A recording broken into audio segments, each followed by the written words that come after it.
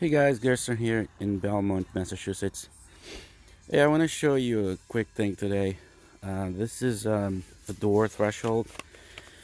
We're about to finish a bathroom, and here's how to do this type of threshold. You see, that's red oak, and we got the tile. We had a heat mat, and the tile is a little bit higher than the wood floor. So in this case, you put the threshold, and the tile will go right up against it, okay, on the inside, obviously.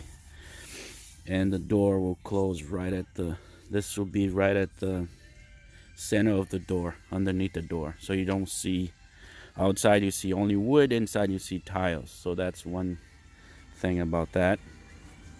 And one little thing that I like to use, okay, is this tool for the jamb. So as you know, all the jambs they aren't square, right? Sometimes, especially old houses.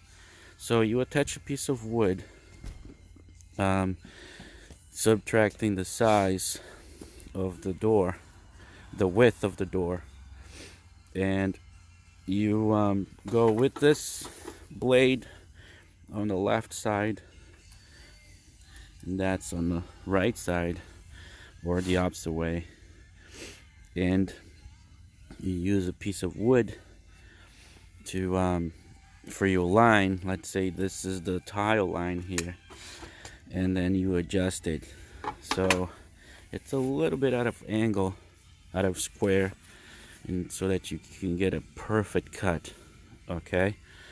And as for the angle on the threshold, this angle that you can see here, you set the table saw. In our case, it's set at 35 degrees, and you put the guide, and then you run it right through. So you take that sharp edge off, and then you come with the Makita sander, and you take care of it. This is a brand new machine, and it's we haven't even used yet. We used something else, and we just bought it today. Alright, I hope that helps. If you like the video, don't forget to give me a thumbs up, and don't forget to subscribe. Thanks, bye.